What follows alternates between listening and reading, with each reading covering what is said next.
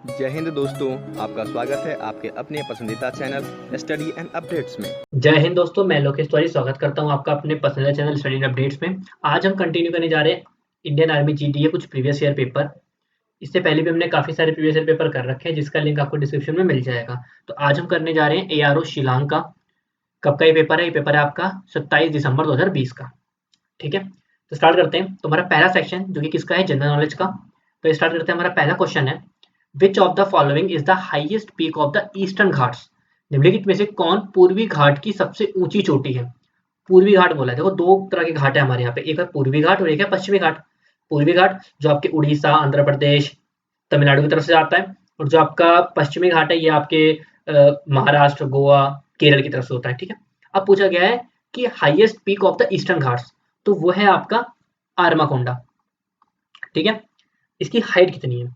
इसकी हाइट है लगभग लगभग 1680 मीटर की इसकी हाइट है। ठीक है, ये तो था ईस्टर्न घाट के लिए। अगर क्वेश्चन आ जाए वेस्टर्न घाट, तो भाई वो भी तो आपको पता होना चाहिए ना। तो अगर मैं बात करूं वेस्टर्न घाट की, तो वेस्टर्न घाट में जो हाईएस्ट पीक है वो है अनाईमुड़ी। ठीक है, और जिसकी हाइट है 2695 मीटर। ठीक है, तो इसका आंसर है सी, आर्माकोंडा इसका आंसर है। आइए बढ़ते हैं सेकंड क्वेश्चन तरफ, जो कि हमारा, which among the following indirect taxes is charged by the central government? निम्नलिखित में से कौन सा अप्रत्यक्ष कर केंद्र सरकार द्वारा वसूला जाता है? वो है आपका सर्विस टैक्स। सर्विस टैक्स क्या होता है? ये एक तरह का टैक्स होता है जो डायरेक्टली नहीं जाता, मतलब हम इसको डायरेक्टली नहीं देते, इनडायरेक्टली देते हैं। जैसे कि बॉर्डर टैक्स देना, या कोई सर्विसेज टैक्स देना, मैन्युफैक्चरिंग टैक्स देना, इस तरीके के टैक्स होते हैं। तो इसका आंसर क्या है? ए, सर्विस टैक्स इसका आंसर हो गया। आइए बढ़ते हैं हमारे तीसरे क्वेश्चन, जो कि हमारा, who was the president of Congress session held in Calcutta in 1906? 1906 में कलकत्ता में आयोजित कांग्रेस अधिवेशन के अध्यक्ष कौन थे? वो थे आपके दादा भाई नारोजी जी। ठीक है, दादा भाई नारोजी थे। अच्छा, ये जो सेशन हुआ था इसमें कुछ खास बात, इस सेशन में आपने पढ़ा होगा कि जो कांग्रेस था उसमें दो दल बन गए थे, गरम दल और एक नरम दल। तो उनके बीच में जो मतभेद होते थे वो इस सेशन में सामने आए थे। ठीक है, यहाँ बात आ रही है कांग्रेस की। कांग्रेस कब स्टेबलाइज हुई थी? कांग्रेस स्टेबलाइज हुई थी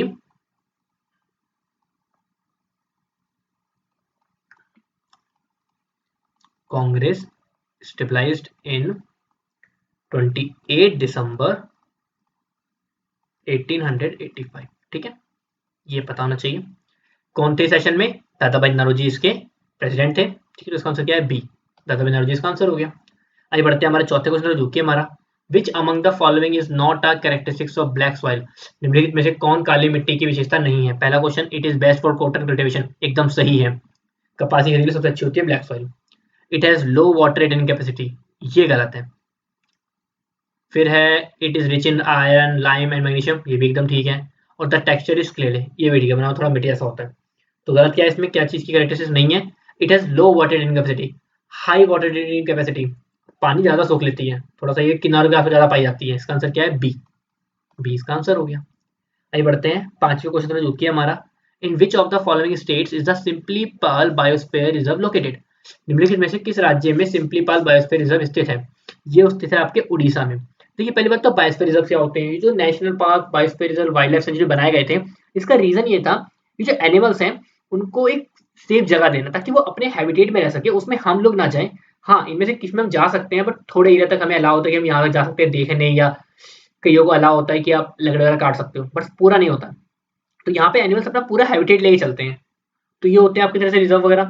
ठीक है, ये आपका उड़ीसा में है। कितने एरिया में फैला हुआ है? ये 2750 किलोमीटर स्क्वायर के एरिया में फैला हुआ है। कब स्टेबलाइज हुआ था? 1980।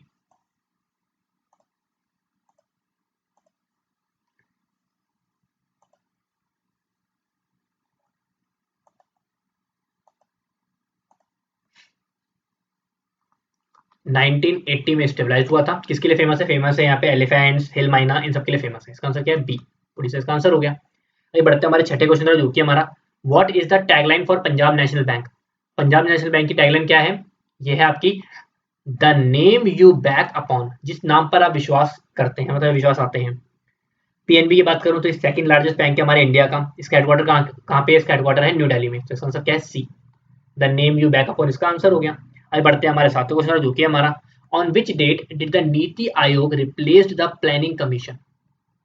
किस तारीख को जो नीति आयोग था उसने प्लानिंग कमीशन को चेंज किया था? पहली बात तो नीति आयोग, तो नीति मतलब क्या है? नीति फुल फॉर्म क्या है? National institute for transforming India. नीति की फुल फॉर्म है national institute for transforming India. ठीक है, कब किया था इसको? इसको किया था इन्होंने 1 जनवरी 2015 में।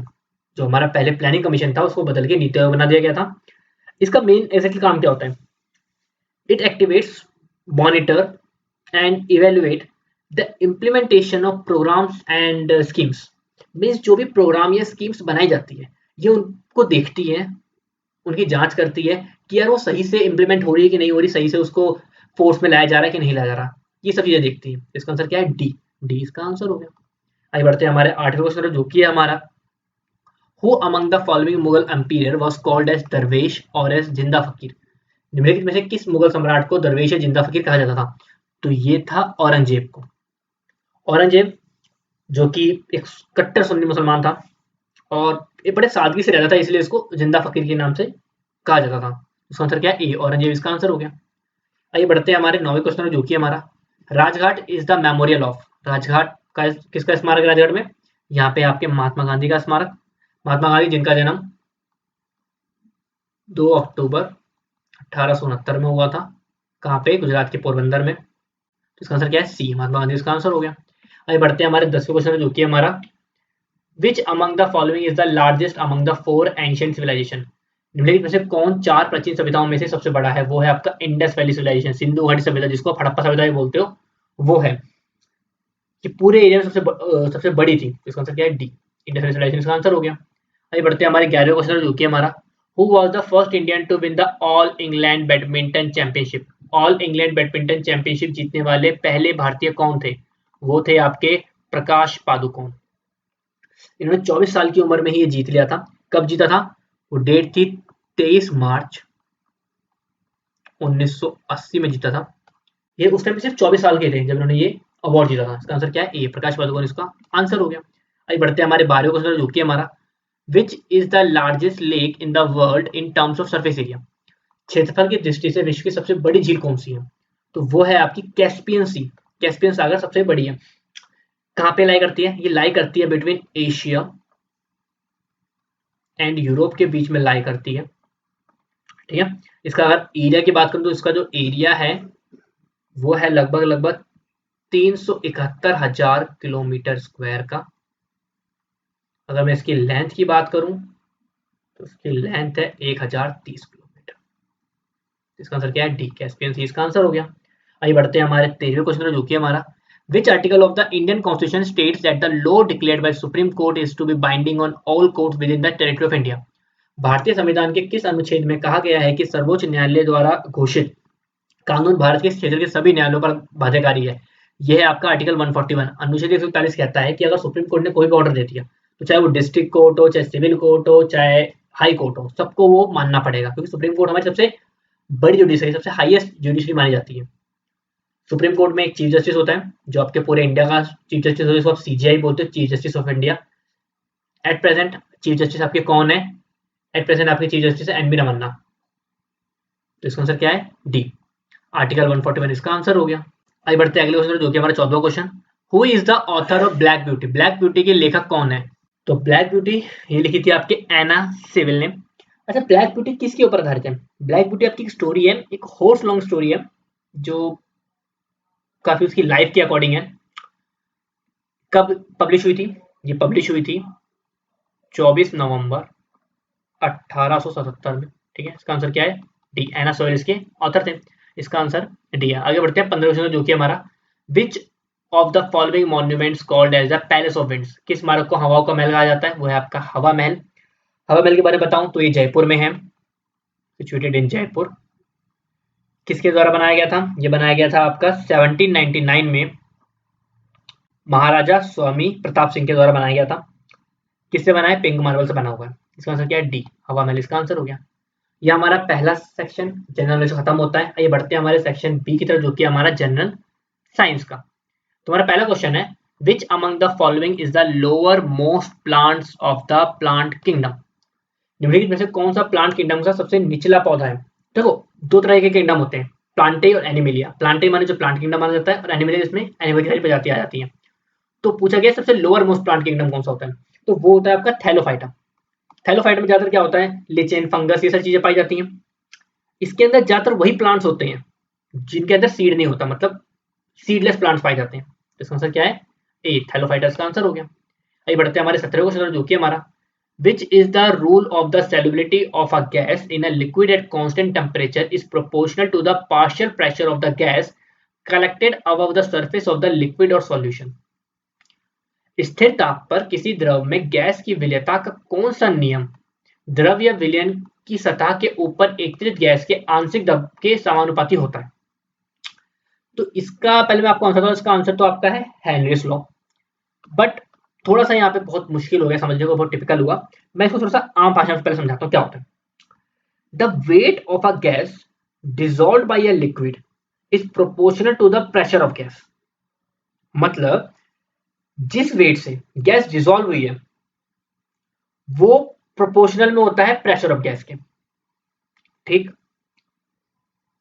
हर फॉर्म में बराबर नहीं होता, मतलब सॉलिड फॉर्म में अलग है, लिक्विड फॉर्म में अलग है, गैस फॉर्म में अलग है। तो इसका आंसर क्या है, ये हेनरीज लॉ है। इसका आंसर क्या है, ए, हेनरीज लॉ इसका आंसर हो गया। आइए बढ़ते हैं हमारे 18वें क्वेश्चन, जो कि है हमारा, talonite is a combination of cobalt and. बात हुई टेलोनाइट, कोबाल्ट और किसका संयोजन है, ये है आपका क्रोमियम। कोबाल्ट और क्रोमियम से मिलकर बना होता है।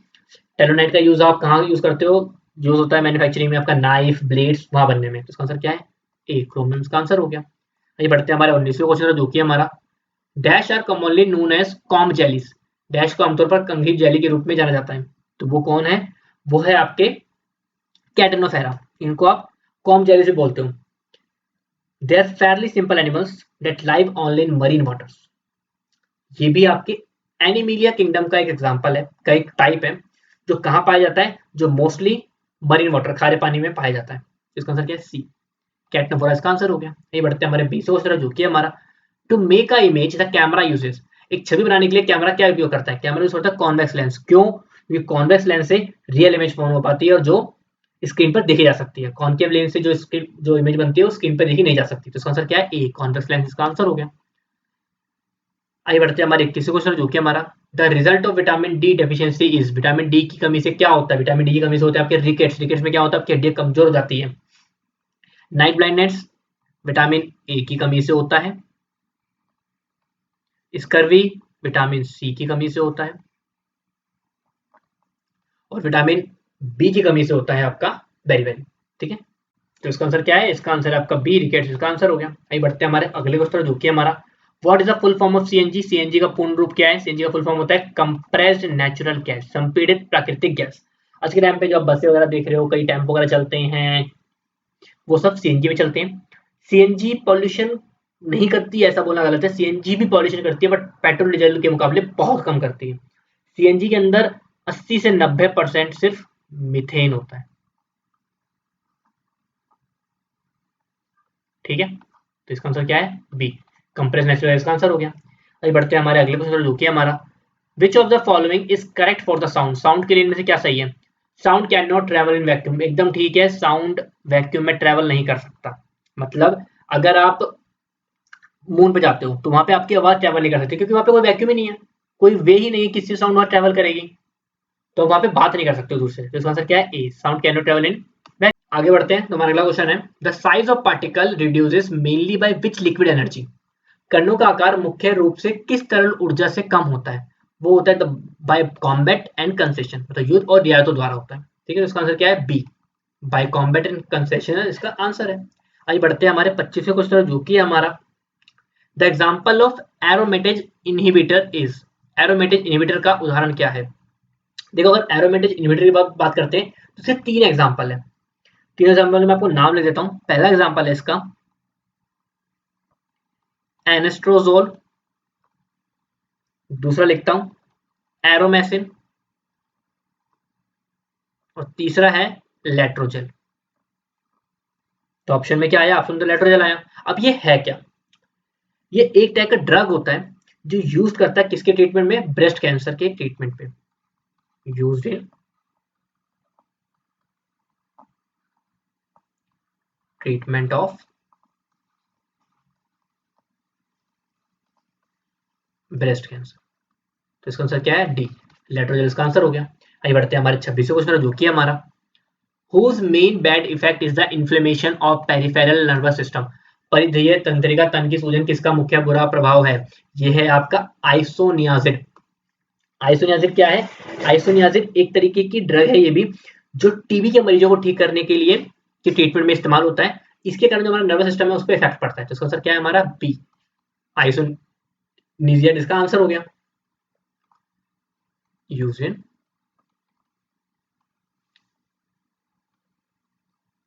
Treatment of TB. ठीक है, आइए बढ़ते हैं हमारे अगले क्वेश्चन जो कि हमारा which is the water soluble vitamin, पानी में घुलनशील विटामिन कौन सा है। तो पानी में घुलनशील विटामिन दो होते हैं, एक होते हैं आपके बी और होता है सी, ये दोनों आपके वाटर सॉल्युबल होते हैं। और विटामिन ए, डी, ई और के ये आपके फैट सॉल्युबल होते हैं। तो हमसे क्या पूछा है, वाटर सॉल्युबल कौन सा बी और सी होता है, इनमें बी है तो इसका आंसर क्या है, डी, विटामिन बी इसका आंसर हो गया।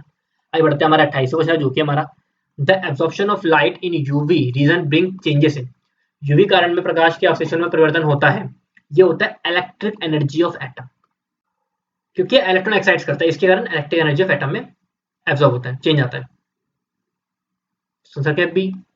आगे बढ़ते हैं हमारा 29वां क्वेश्चन जो कि हमारा व्हाट इज न्यूज़ोल, न्यूज़ोल क्या है, न्यूज़ोल एक तरह का मिनरल ऑयल होता है, खनिज तेल होता है। ठीक है, तो इसका आंसर क्या है, सी, मिनरल ऑयल इसका आंसर हो गया। आगे बढ़ते हैं हमारे 30वां क्वेश्चन जनरल साइंस के आखिरी क्वेश्चन जो कि हमारा what is pyrimidine nucleoside found in RNA, RNA में क्रिमिडाइन न्यूक्लियोज क्या पाया जाता है, ये पाया जाता है आपका यूरेसिल, इसका आंसर क्या है, डी, यूरेसिल इसका आंसर हो गया। तो आइए बढ़ते हैं हमारे सेक्शन सी की तरफ जो कि हमारा मैथमेटिक्स। तो हमारा पहला क्वेश्चन है विच of the following number is not a prime number, इनमें से कौन सा नंबर प्राइम नंबर नहीं है। ठीक है, तो आप चेक कर सकते हो, तो इसका जो प्राइम नंबर जो नंबर नहीं है वो है 437। कैसे पता चला, क्योंकि 437 का फैक्टर है, क्या फैक्टर होते हैं, इसका फैक्टर होता है 19 इंटू 23 फैक्टर है इसके, तो इसका मतलब ये प्राइम नंबर नहीं है। प्राइम नंबर वो नंबर होते हैं जो नंबर सिर्फ 1 से और अपने ही नंबर से करते हो, किसी नंबर से डिविजिबल नहीं होते हो। इसका आंसर क्या है, डी, 437 प्राइम नंबर नहीं है। आइए बढ़ते हैं हमारे 32वें क्वेश्चन जो कि हमारा if a retailer sells a shirt at RS 2350 and he makes a 6% loss, at what price should he sell it to make a 6% profit, यदि एक फुटकर विक्रेता एक मरीज को 2350 रुपए में बेचता है और उसे 6% की हानि होती है, तो 6% लाभ अर्जित करने के लिए उसे किस कीमत पर बेचना होगा। तो इस क्वेश्चन का नया तरीका होता है, कैसे करते हैं, अगर हमें एसपी निकालना हो, किस पे उसको बेचना है, तो तरीका ऐसा होता है, जितने रुपए का भी है उसको लाभ कितने का माना है, 6% ज्यादा का बचाना है, तो 106, कितना परसेंट लॉस हुआ है, 6% लॉस हुआ है मतलब 94, नॉर्मल सा है, कटिंग कर लो, कटिंग करोगे इसका आंसर आएगा 2650। तो इसका आंसर क्या है, डी, 2650 रुपए इसका आंसर हो गया। आइए बढ़ते हैं हमारे अगले क्वेश्चन जो कि हमारा 33वां question.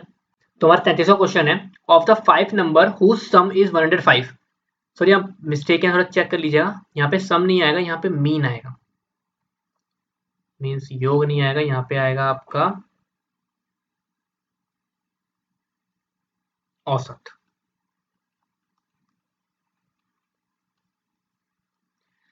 So of the 5 number whose mean is 105, the first is 2 by 5 times the sum of the other 4. The first number is, उन 5 संख्याओं में से जिनका औसत 105 है, पहली संख्या अन्य 4 के योग का 2/5 गुना है, पहली संख्या क्या है।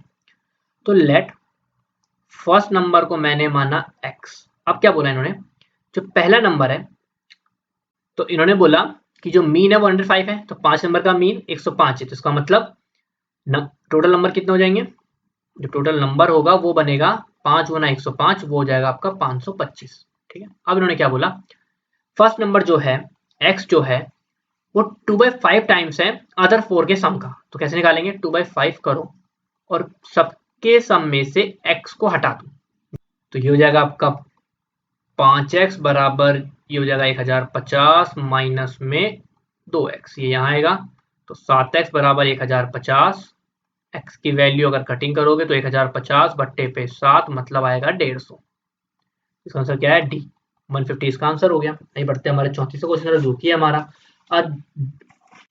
A does double the work of B in the same time. If they work together, they can dig a canal in 16 days. How many days would B take if he had to dig the same canal working alone? ठीक है, question कहता है कि A जो है B के कार्य को समान समय में दुगना करता है। यदि वे एक साथ कार्य करते हैं तो वे 16 दिनों में एक नहर खोद सकते हैं। यदि B को अकेले काम करते हुए उसी नहर को खोदना पड़े तो B को कितने दिन लगेंगे? सबसे पहले A काम करता है कितने दिनों में, माना let A takes to complete work बराबर x डेज। ठीक है, तो B कितना लेगा? B लेता है डबल, मतलब में 2x। यहां तक क्लियर हो गया? हो गया। अगर दोनों मिलके काम कर रहे हैं तो 16 दिन में काम कर देंगे। चलो मान लिया। अब कैसे करेंगे?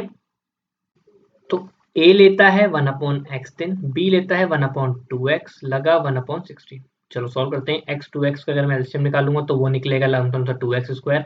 x में 2x का स्क्वायर होता है आपके 2x बार में, ये आएगा x बार में, यहाँ आया 1/16। क्या बना? ये बना आपका 3x अपॉन पे 2x square is equal to में 1/16। स्क्वायर से x कट गया, बचा क्या? 3/2x is equal to 1/16। निकालना क्या है हमें? x की वैल्यू। तो 2x बराबर हो जाएगा 16 इंटू 3, तो x बराबर हो जाएगा 16×3 = 48/2, मतलब में 24 दिन। तो A को लगते हैं 24 दिन। हमें क्या पूछा है? B को अकेले कितना लगेगा? तो B बराबर 2x, मतलब में 48 डेज उसका आंसर हो गया। इसका आंसर क्या है? डी, 48 डेज का आंसर हो गया। आइए बढ़ते हैं हमारे 35वें क्वेश्चन जो कि हमारा to travel 624 kilometre a train A takes 6 hours more than B. If however the speed of a train A is doubled, it would take 5 hours less than train B. The speed of the train B is 620 kilometre यात्रा करने के लिए एक train A B से 6 घंटे अधिक लेती है। हालांकि ट्रेन A की गति दोगुनी हो जाती है तो ट्रेन B से 5 घंटे कम समय लगेगा। ट्रेन B की गति क्या है? चलो क्वेश्चन बोला let speed of train A, मैंने माना x kilometre per hour. Let speed of train B, वो बना आपका मान लो y किलोमीटर पर आवर। अब क्या कहता है? अकॉर्डिंग टू क्वेश्चन कहता है कि 624 किलोमीटर, मतलब डिस्टेंस हो गया 624 किलोमीटर, स्पीड है x, जो टाइम लगता है A लेता है आपका 6 घंटे कम। ठीक है, मैंने क्या फॉर्मूला लगाया? Distance upon speed equal to time होता है।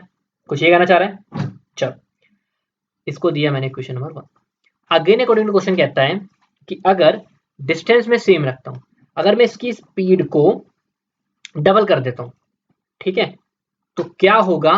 तो जो टाइम है वो -5 हो जाएगा, मतलब अब 5 घंटे ये ज्यादा लेगा। तो इसका आंसर क्या हो गया? 2। अब बढ़ते हैं, सॉल्व करते हैं दोनों को। तो सॉल्व कैसे करेंगे हम?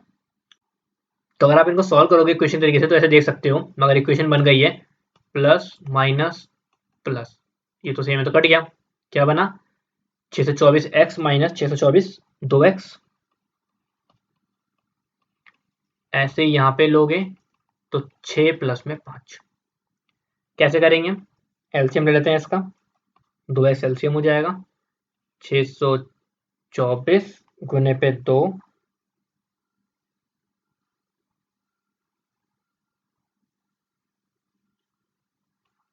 माइनस में ये हो जाएगा 624 बराबर पे हो जाएगा 11। सॉल्व करोगे क्या बनेगा? 624 इंटू 2 माइनस में 624 बचेगा कितना? 624 बट्टे पे 2x बराबर पे 11। तो ये आ गया 2 एकम 2 312, मतलब 312 बट्टे x बराबर हो गया 11। तो इस तरीके से जो x की वैल्यू हो जाएगी वो हो जाएगी 312 बट्टे पे 11। ठीक है, अब मैं पुट करता हूँ थर्ड को इक्वेशन नंबर 1 में। इक्वेशन नंबर 1 क्या दी थी मेरी? 624 बट्टे पे x के बदले में पुट करूंगा 312 बट्टे पे 11 माइनस 624 बट्टे पे y बराबर पे 6। सॉल्व करो, 624 गुने 11 बट्टे पे 312 माइनस 624 बट्टे पे y बराबर 6। कटिंग करते हैं, ये आएगा 2 बार में 22 22 बराबर 624 बट्टे y बराबर 6। तो सॉल्व करोगे तो 22 माइनस 6 बराबर 624 बट्टे पे y। ये बचा आपका 16 बराबर 624 बट्टे पे y। तो y की वैल्यू हो जाएगी 624 बट्टे पे 16, कटिंग करोगे तो ये कट जाएगा आपका 39 बार में। तो y की वैल्यू कितनी आ गई, y की जो स्पीड आ गई वो है 39 किलोमीटर। तो y माने क्या था b, तो b की स्पीड क्या हो गई, b की स्पीड हो गई a 39 किलोमीटर पर आवर, इसका आंसर हो गया। तो ये क्वेश्चन थोड़ा सा ट्रिकी था बट काफी आसान था, टर्म्स बहुत बड़ी बड़ी है इसलिए थोड़ा टाइम ज्यादा लग गया और समझना थोड़ा डिफिकल्ट हो गया। बाकी आसान क्वेश्चन है, आप थोड़ा सा बैक आके दोबारा समझ सकते हैं इस क्वेश्चन को। तो ये बढ़ते हैं हमारे अगले क्वेश्चन जो कि हमारा select the most appropriate option to solve the equation A square minus B square. मैंने फॉर्मूला बताया था थोड़ी देर पहले भी, A square minus B square, A plus B A minus B. मतलब क्या करना है, 6 7 1 9 को पहले तो प्लस करो 3 2 8 1 से, और 6 7 1 9 को माइनस कर दो 3 2 8 को।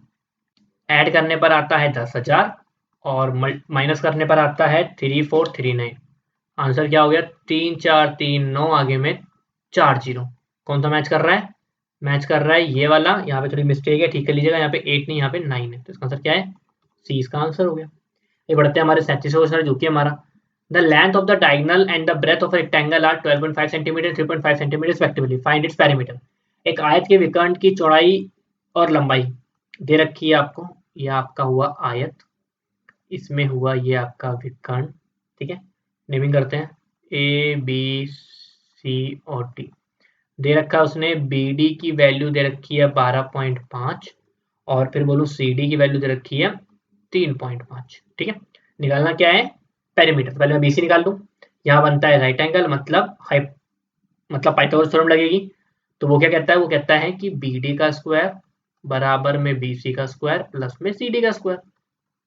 तो मतलब 12.5 का स्क्वायर बराबर में बी सी का स्क्वायर प्लस में 3.5 का स्क्वायर। तो 12.5 का स्क्वायर क्या होता है, ये होता है आपका 156.25, माइनस में लेकर आओगे तो 3.5 का स्क्वायर होता है आपका 12.25। आंसर आएगा बीसी का स्क्वायर। तो बीसी का जो स्क्वायर आएगा वो आएगा आपका 144 का। तो बीसी हो गया आपका 12 क्या सेंटीमीटर। हमें निकालना है पेरीमीटर। पेरीमीटर का फॉर्मूला क्या होता है, वो होता है 2 इंटू एल प्लस बी। तो 2 इंटू एल हो गई 12, ब्रेथ हो गई आपकी 3.5। तो 2 इंटू में 12 3 15.5, मतलब 15 दूनी 30 और 1 31 सेंटीमीटर इसका आंसर हो गया। इसका आंसर क्या है, डी 31 सेंटीमीटर इसका आंसर हो गया। आगे बढ़ते हैं हमारे क्वेश्चन नंबर 38 पे। तो हमारा अगला क्वेश्चन है find the volume of a right circular cylinder of diameter 42 centimetre and height is 14 centimetre. मतलब क्या बोला, डायमीटर 42 सेंटीमीटर का है और हाइट 14 सेंटीमीटर की है, तो मतलब रेडियस हो गया आपका 21 सेंटीमीटर। हमें निकालना क्या है, वॉल्यूम ऑफ सिलेंडर। तो वॉल्यूम ऑफ सिलेंडर आपका होता है पाई आर स्क्वायर एच। पाई की वैल्यू 22/7, आर की वैल्यू 21 इंटू 21, एच की वैल्यू 14। कटिंग करो 7 एकम 7 7 दूनी 14, सबको जो बचे हैं सबको मल्टीप्लाई करोगे तो आपका आंसर आ जाएगा, 19,404, मतलब सी। सी इसका आंसर हो गया। आगे बढ़ते हैं हमारे 39 क्वेश्चन जो कि हमारा find the surface area of sphere of diameter 7 centimetre. Diameter है 7 तो आर हो जाएगा 7/2। निकालना क्या है, सरफेस एरिया ऑफ स्फीयर क्या होता है, सरफेस एरिया ऑफ स्फीयर का जो फॉर्मूला होता है वो होता है 4 पाई आर स्क्वायर। 4 गुना 22/7 गुना 7/2 गुना 7/2। एक साथ से एक साथ कट गया, 2 2 4 से 4 कट गया, 22 सत्ते 154 सेंटीमीटर स्क्वायर इसका आंसर हो गया, मतलब सी इसका आंसर हो गया। आगे बढ़ते हैं हमारे 40 क्वेश्चन जो कि हमारा the curve surface area the slant height of a round circular cone are 363 centimetre and 11 centimetre respectively, find its diameter. क्या बोला गया है, सरफेस एरिया दे दिया 363 सेंटीमीटर, स्क्वायर एल दे रखी है 11 सेंटीमीटर। हमें निकालना क्या है, हमें निकालना है डायमीटर, उसके लिए हमें निकालेंगे रेडियस। तो सरफेस एरिया का जो फॉर्मूला होता है, सरफेस एरिया ऑफ सिलेंडर का जो फॉर्मूला होता है वो होता है पाई आर एल का। तो ये है 363, पाई की वैल्यू 22/7, आर की वैल्यू तो निकालनी है और एल है 11। निकालना क्या है आर, तो वो जगह 363 गुने 7 बट्टे पे 22 गुने पे 11। आप अगर कटिंग करोगे तो जो आपका इसका आंसर आएगा, आर का आंसर आएगा आपका 21/2। कटिंग करने पर तो डी क्या हो जाएगा, डी हो जाएगा 21 सेंटीमीटर। तो इसका आंसर क्या है, बी। बी इसका आंसर हो गया। आगे बढ़ते हैं हमारे 41 क्वेश्चन जो कि हमारा select the most appropriate option to solve the equation. तो क्वेश्चन कहता है कि 625 को गुने करो 0.032 से, फिर माइनस करो 2 गुना 1.44 बट्टे पे 1.6, ये क्वेश्चन है, सॉल्व करते हैं। 625 गुने पे 32 बट्टे पे 1000 माइनस 2 गुने पे 144, आगे में 1 जीरो 1600, कटिंग करते हैं। 2 से कटा 80, 4 से काटते हैं, 4 से काटोगे तो 20 बार में ही कटेगा, ये काटोगे तो 4 तिया 12 और 4 छक्के 24, फिर काटो 4 पंचे और 4 निम में, तो ये तो 9/5 आ गया, तो ये कटेगा नहीं। इस साइड आओगे तो इस साइड भी काट के देखते हैं। 25 25 हम 625 और ये 40 बार में, 8 पंचे 40, 8 चौक 32, 5 कम 5, 5 पच्चे 25, 5 चौक हो गया 20, 20 माइनस 9/5, एलसीएम लोगे 100 माइनस 9/5, मतलब हुआ 91/5। सॉल्व करोगे तो 5 एक 18.2 सेंटीमीटर का आंसर आया कटिंग करने पे, जिसका आंसर क्या है सी, 18.2 सेंटीमीटर का आंसर हो गया। आइए बढ़ते हैं हमारे अगले क्वेश्चन तरफ, जो कि है हमारा find the remainder when 75,382 is divided by 33। अगर मैं 33 से 75,382 को डिवाइड करूंगा तो मेरा रिमाइंडर कितना आएगा। चलिए डिवाइड अगर आप करोगे किसको, 75,382 को आप डिवाइड करोगे 33 से, तो जो क्वेश्चन आएगा वो आएगा आपका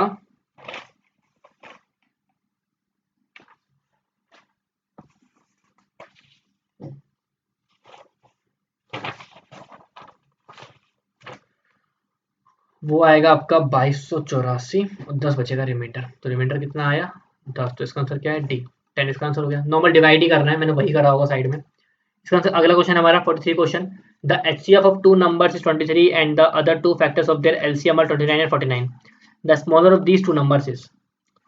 क्वेश्चन कहता है दो संख्याओं का HCF 23 है और उनके LCM के अन्य दो गुणनखंड दे रखे हैं, इन दो संख्याओं में से छोटी संख्या कौन सी है ये बताना है। सबसे आसान तरीका होता है जो HCF आया है और जो LCM में सबसे छोटा नंबर दिख रहा है उनको मल्टीप्लाई कर दो, मतलब 23 को 29 से मल्टीप्लाई करो, आपको जो आंसर आएगा वो आएगा 667 और यही इसका आंसर है। इसका आंसर क्या है ए, 667 का आंसर हो गया। आगे बढ़ते हैं हमारे 44 क्वेश्चन, जो कि हमारा select the most appropriate option to solve the following expression.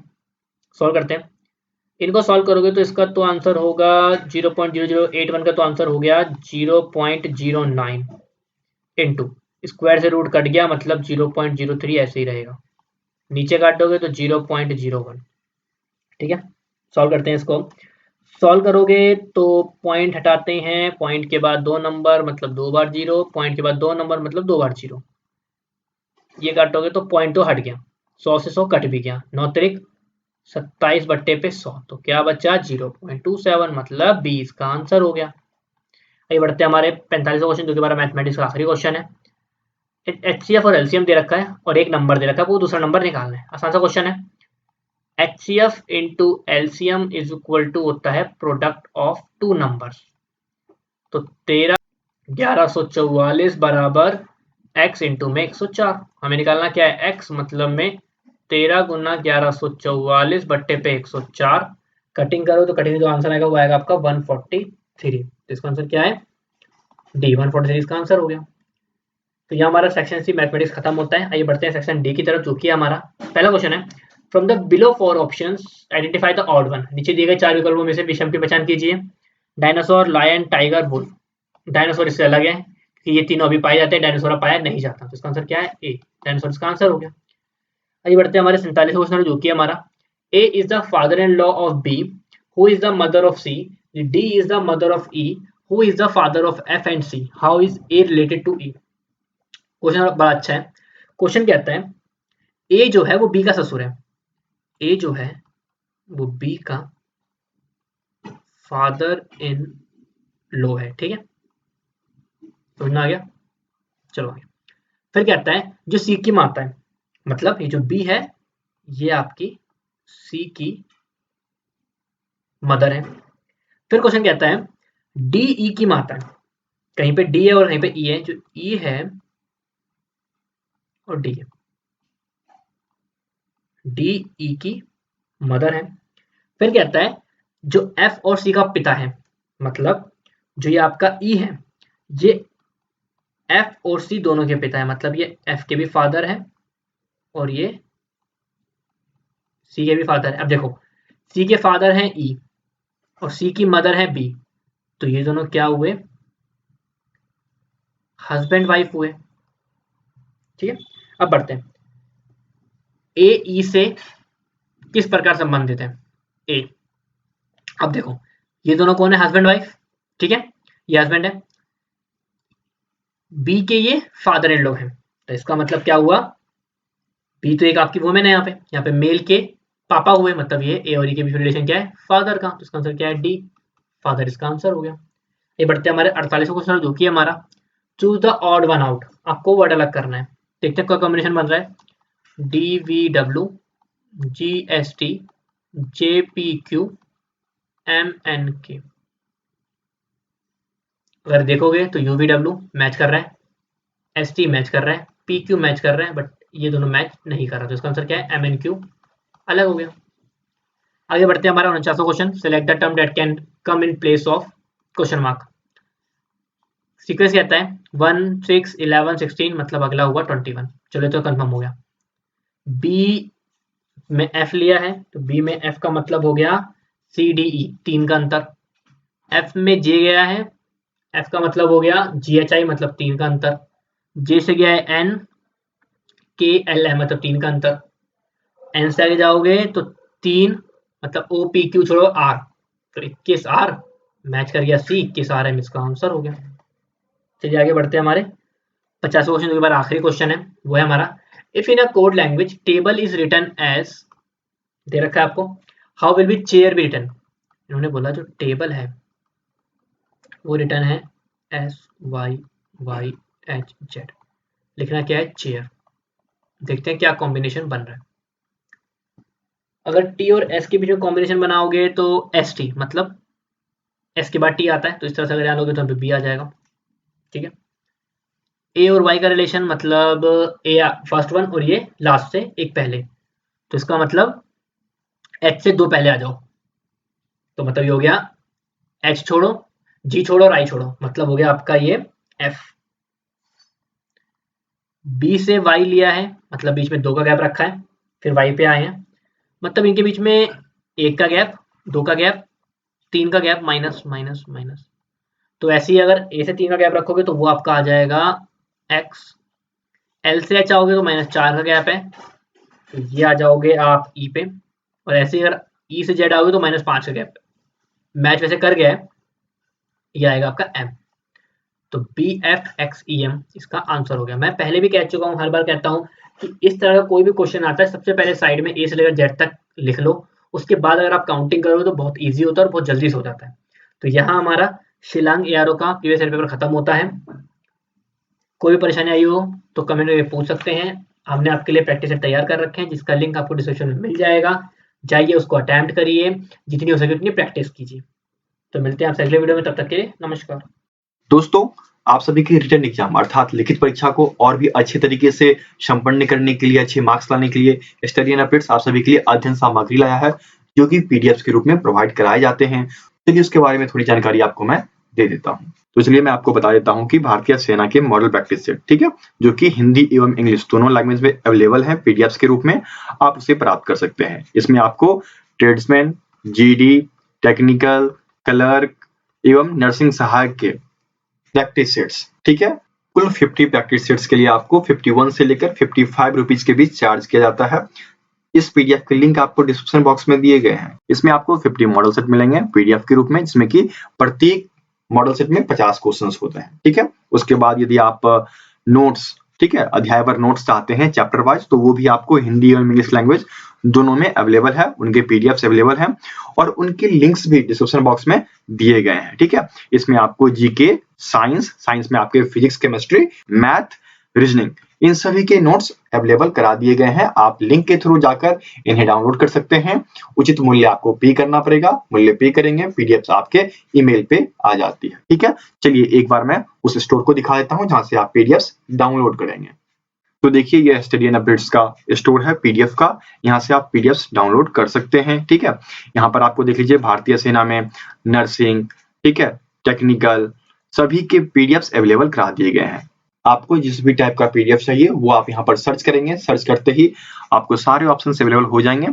मूल्य आप पे कीजिएगा और याद रखें यहाँ पर जब पीडीएफ खरीदें तो अपनी ईमेल आईडी सही दें। यदि आप सही ईमेल आईडी दोगे तो फिर पीडीएफ के डाउनलोड के लिंक जो है वह आपके ईमेल आईडी पे आएगा और फिर आप आसानी से उस चीज को डाउनलोड कर पाओगे। ठीक है, और यदि कोई दिक्कत होती है तो हमें आप व्हाट्सएप कर सकते हो। हमारा नंबर जो है नीचे दिया गया है, आप देख सकते हो, ये रहा 7979946092। आप हमें व्हाट्सएप करोगे, कॉल अलाउड नहीं है।